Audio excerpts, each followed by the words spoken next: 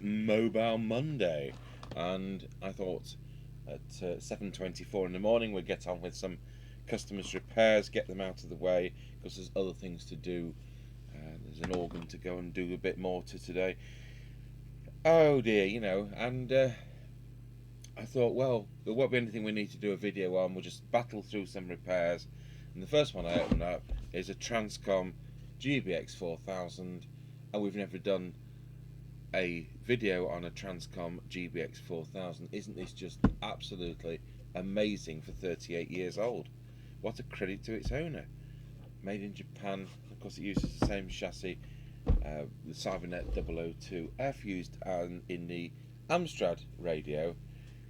And of course, the Amstrad radio with the real chassis is a good performer. The Amstrad radio with the fake chassis is a poor performer.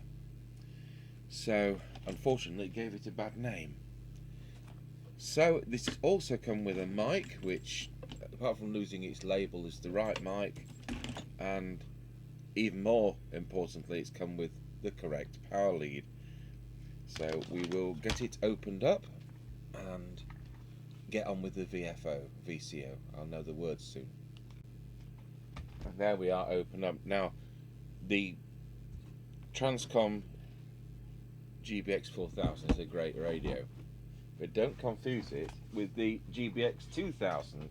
I'd got one lined up for Sierra Hotel 1 Tango Sunday, but we did that Sierra Hotel Tango 1 Sunday Lucas instead, because the Transcom GBX2000 is an 858, a great 858, and of course they are atrocious. So we'll get straight on with the VCO. So we'll get the test meter out, try and get that in camera. It's a floating chassis, so we need to connect the negative lead to a suitable test point, and we need to find a crocodile clip lead to do that. And there just happens to be one right here.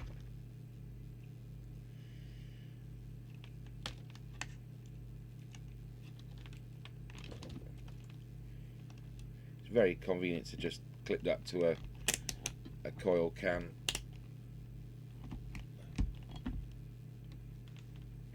And it's the far connection to the mylar green capacitor just there.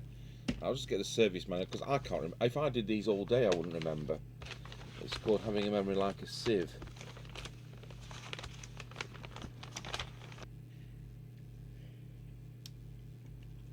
So we'll switch on the radio, and we're greeted with a green display, and we need to select channel 1.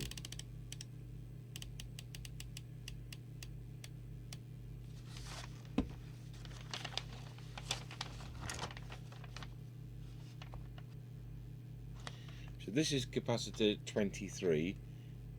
So you've got the channel selector switch, the vertical looking green capacitor is the far connection to that, and we should have on receive 2 volts. It's very marginally high at 2.24.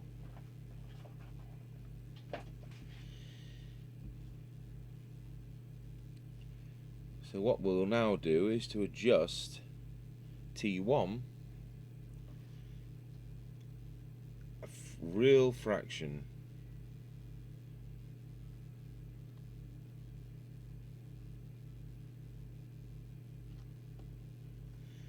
And that's the wrong way.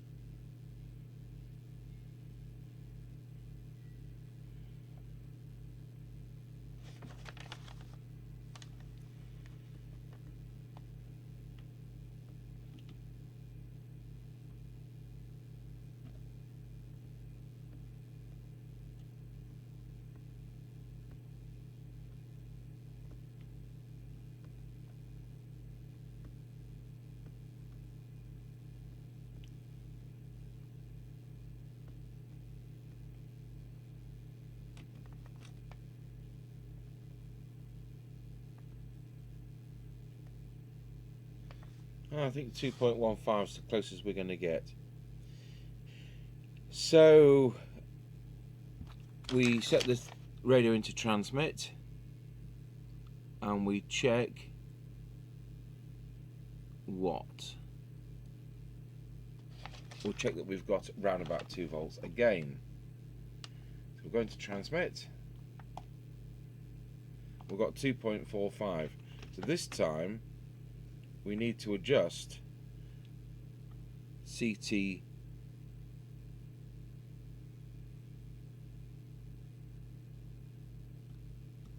I'll tell you the number.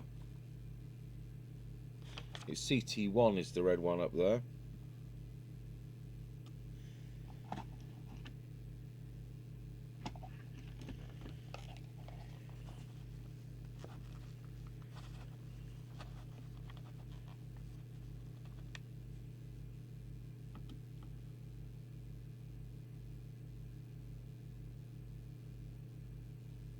So there we are, 2.1. So on receive 2.15, on transmit we've got 2.12, which is about where we want to be. Then we go to channel 40, and it should be around about 4 volts. I'll tell you what they want it to be. 4.5 as a maximum. So on receive we've got 4.1, and on transmit we've got 3.54. So that's set. And as I've said before, if you don't get this right, just check it once again on channel 1, and I'll set the radio back to channel 20 so we don't align it on the wrong channel by mistake. If you don't get this right, the radio can lose channels in weather extremes. You know, you could get into a cold car and it loses channel 37, 38, 39 and 40, or something daft like that if the VCO is wrong. So it's a bit tedious, but it is necessary. So I'll get the camera on the meter, and I can assure you it is transmitting because I've just seen it myself, and we'll tune up the transmitter.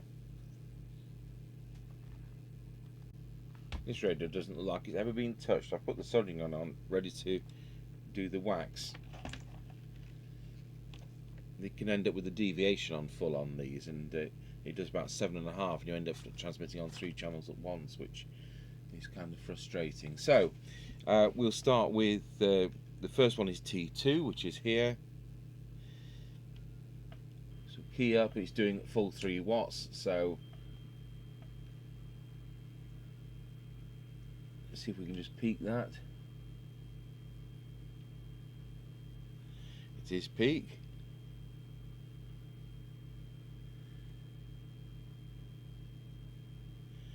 That was T3, T4. Get rid of that clip.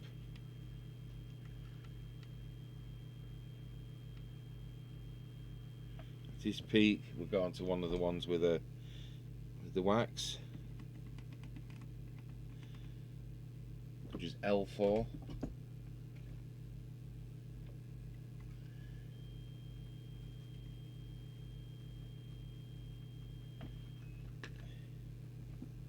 Oh yes, I forgot these have got the Roger bleep. You can just hear it coming over our PA system. We have a scanner on the PA system, just on its telescopic area, and it means that if people call through on channel 31, or when we're testing on channel 20 and some of the local ham channels, if they're within about a mile, we may well hear them. It's fun if somebody drives past the property and says eyeball, eyeball, Tango 21, you know. At least we'll hear it over the tannoy system, even if the CB is not on. So we'll move over to L8. We're still at 3 watts. We're going to get about 3.5. I will go through these backwards and forwards off camera just to see if we can get that absolute maximum. And I'll just pause it while we do that right now. Now these are one of those radios which doesn't have it does have adjustable frequency. I'm lying, they're not. Disregard that. But they're now coming to the end of the travel, shall we say, on the frequency adjustment. So we've got 2779,106. It's a little bit low. So the adjustable coil on these rather than a trimmer, and it's L2. We'll just see if we can pop that up.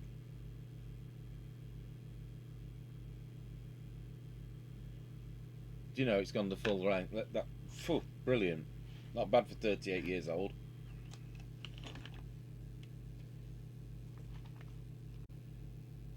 So we'll go back to this camera. I've got 3.6 watts out of it, which is about that's probably 5 and a bit CB watts. I said it's very tight meter really when you think about it, because it's very selective. So let's have a look. We'll just get the deviation, or get the little oscillator on, and let's set. Where are we? It's saying 2.1, which is about right. So I'll just do a little whistle test. Wallow. It's about where it wants to be. I'm just going to knock it down an absolute fraction.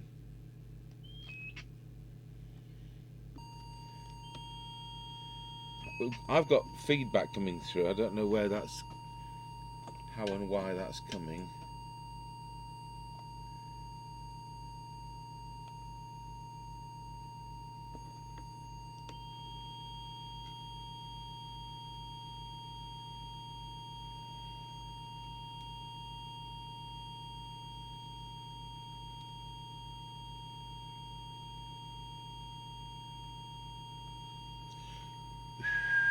Wallow. Testing. That's where we want to be. So we'll set the meter next. That was RV3, the deviation. TX meter is RV1, which is just hidden under my display. In fact, we'll just check low power while that meter's on, and then we'll dispense with it. These aren't adjustable on this chassis, so take the little switch out at the back. Let's look at what that's doing. 1 to 3 watt scale, and it's doing 320 milliwatts. So it's a little bit low, but that's how it is. Should be 400 milliwatts. So we'll dispense with that camera, and let's have a look at this TX meter.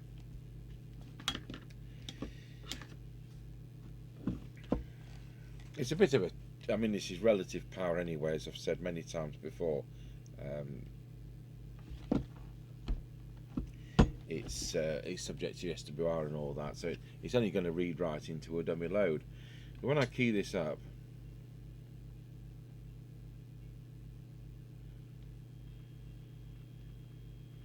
it should be in the centre of the red zone. You know what? It's exactly the centre of the red zone. So it's exactly where it should be. But nevertheless, the adjustment for it is RV1, which is just down there. So that covers the transmitter, and it's working very nicely. So now we'll move over to the receiver. So we'll just set that up on the test equipment. And whilst I'm fiddling with that, I'll fiddle with the camera, the other camera, onto the oscilloscope. Okay, what I've done is to put one of our brand new mics on this, so we've got received. So there's obviously an issue with this, and if I look back at the notes, he probably even says there is. We don't do mics because we expect the supplying, because we're trade only, we expect the supplying retailer to sort out things like mics, whether sets are suitable for coming here. In other words, only UK legal radios. So we don't normally do that, but this is an end user. I've done 1 or 2 end users over this lockdown period just to get them out of the proverbial, and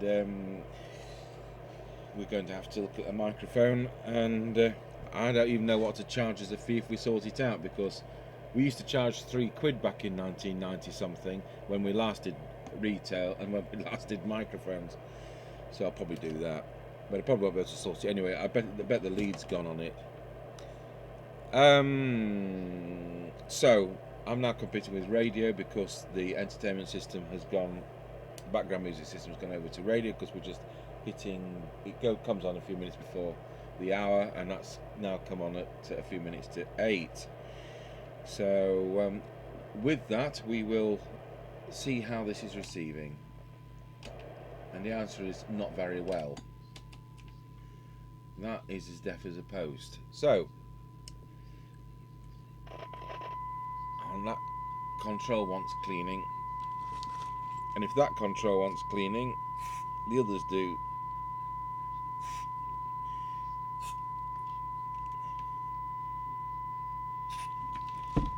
So we'll waggle that around. That's the Service Hole Super 10 we use. In actual fact, the RF gain wasn't at full, so that's probably why it was sounding deaf. It's got this MON and off. I thought, what on earth's this? And it turns out it's channel 9 switch. That's the trimming tool on the floor. Okay. So we're wanting the maximum on this oscilloscope. So I'll turn the bench light off so we can see, and what we're going to do is to set the detector. It makes a huge difference. It's transformer 11, and we're going to maximise the amplitude on this oscilloscope screen. Oh my goodness, look at that. That must have been so quiet and garbled as it was.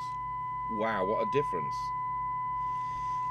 Okay, we'll go back to the rest of the receiver, and I'll change the camera over to the Cybernet meter. So now we do in fact have excellent receive between me turning the RF gain up and having set that detector. But nevertheless, we will go through this on the Cybernet meter. So I want about 4 decibels, which is about there. So I've turned my attenuator down to that, and we're listening to 0.25 of a microvolt, which is very good. So we'll start with transformer 5.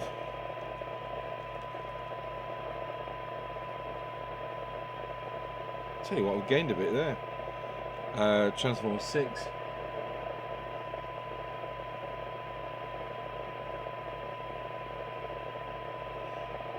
Transformer 7.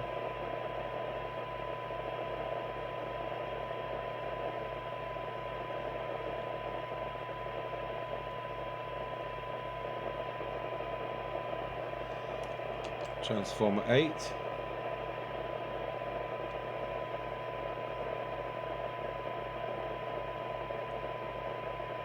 Transformer 9.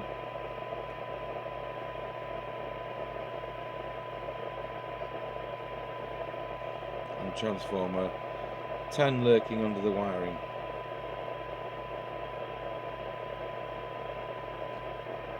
There we have it. So there's a very, very slight difference there. So let's get a reading. Now, people seem to be quoting 20 decibel Cybernet these days for some reason, for sensitivity. For 20 decibel Cybernet, this radio is doing 2.3 microvolts. But the more normal ones are 12 decibel Cybernet, and it's doing 0.59 of a microvolt. And for 10 decibel Cybernet, it's doing 0.47 of a microvolt, which to me seems fine. Just wonder if there's a specification in the service manual for what they'd expect it to be. I'll pause the video and I'll see if I can find the service manual.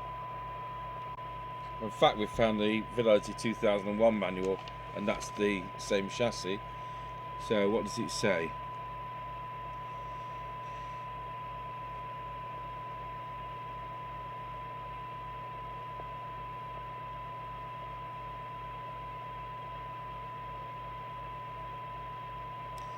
It says less than 1 microvolt for 20 decibels. Well, it ain't doing that. But there you are, there can be instrumentation differences and so on. But that, to my mind, is working very well indeed.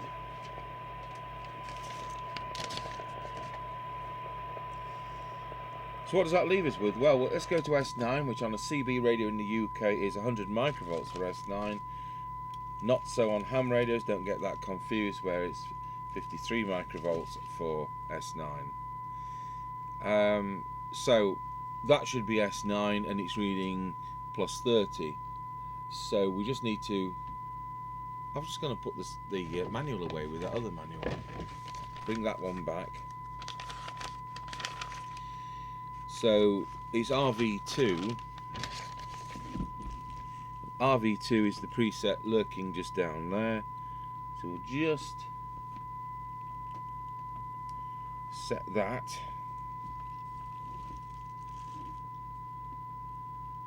So we've got S9. He'll get this radio back and he'll think, and all his good buddy mates will now be lower down, won't they? He'll hate me for that. That leaves us with squelch. So we'll turn the signal generator off, set the squelch to threshold.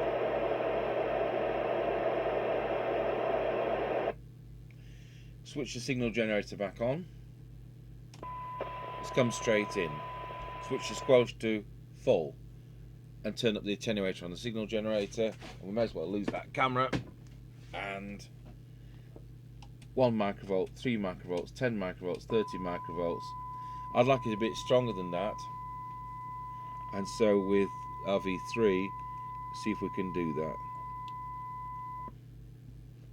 Now I want it to come on at 100 microvolts. Now it's a bit too strong, it's coming in at 300 microvolts. So back that off again. Now it's coming in at 100 microvolts, which is where I want it to be. So now we'll start that all over again. So squelch off, signal generator off, set to threshold, signal generator on. It's coming in at 0.3, which is superb. Squelch to full on the radio. 1 microvolts, 3 microvolts, 10 microvolts, 30 microvolts, 100 microvolts it comes in. It's just where I want it to be. That's going to be a great squelch when we'll get Mr. C to go around Scratchy Corner and all that, and this radio is going to work superbly. Right, that covers the Transcom GBX4000, and I'll have to sort that mic out behind the scenes. And when if you see the on the air test later on, if you see it with the original microphone, you'll know I fixed it, and if you see it with a brand new microphone, you'll see that I didn't fix it. So I'll just pop these lids on and we'll see if there's any good or bad buddies out there. Okay, so there we are. It's now 8:05 in the morning. Let's see whether anything can be heard.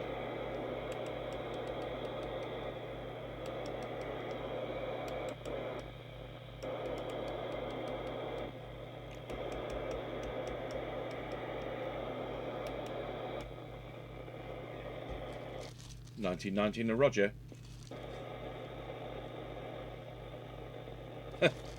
Still no Rogers. Okay, well, I've no doubt it's going to work nicely on the test later on, and I'll go and do some other chores, and when we'll come back to that microphone. So that's the Transcom GBX4000. You don't see a lot of those, and it's in beautiful condition. And thank you for watching.